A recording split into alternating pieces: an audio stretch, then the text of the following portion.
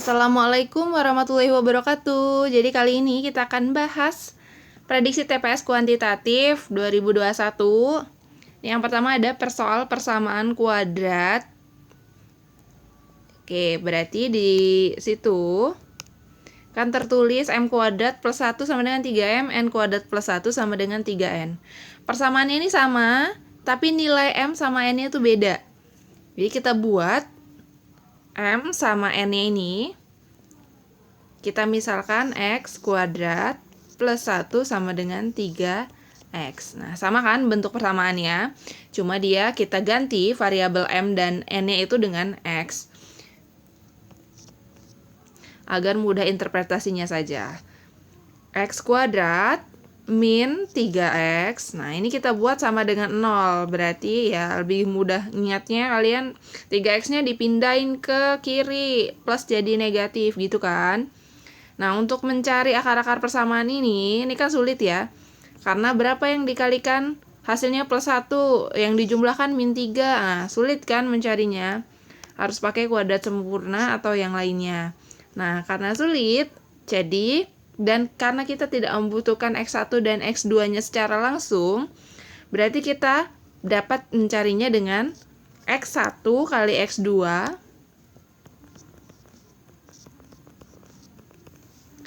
X1 tambah X2. Nah, kenapa sih kita butuh ini? Kenapa? Karena yang ditanyakan itu membutuhkan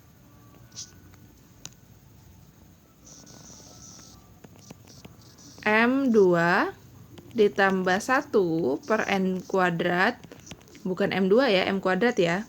Ini membutuhkan, ini kan persamaan, bukan persamaan ya, penjumlahan pecahan, itu kan harus samakan penyebut kan ya.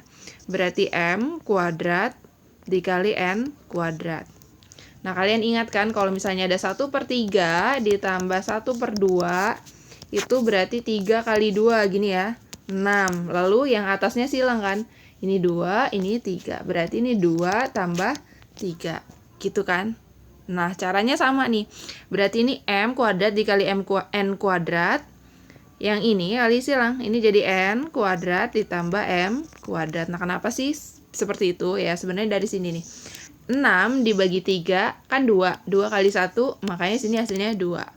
Nah, dengan cara yang sama, ini kan hanya bentuk simbol ya, tapi caranya sama, M kuadrat dikali N kuadrat dibagi M kuadrat, sisanya kan N kuadrat. N kuadrat dikali 1, makanya sini hasilnya N kuadrat. Nah, dengan cara yang sama, itu kalian akan mendapatkan yang sebelahnya, yang M kuadrat. Oke. Nah, selanjutnya, ini masih belum selesai persamaannya, karena ini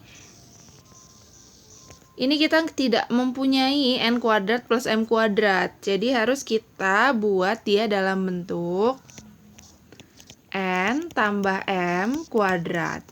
Nah, N tambah M kuadrat ini kalau kita jabarkan, ini kan N kuadrat plus M kuadrat ya kan?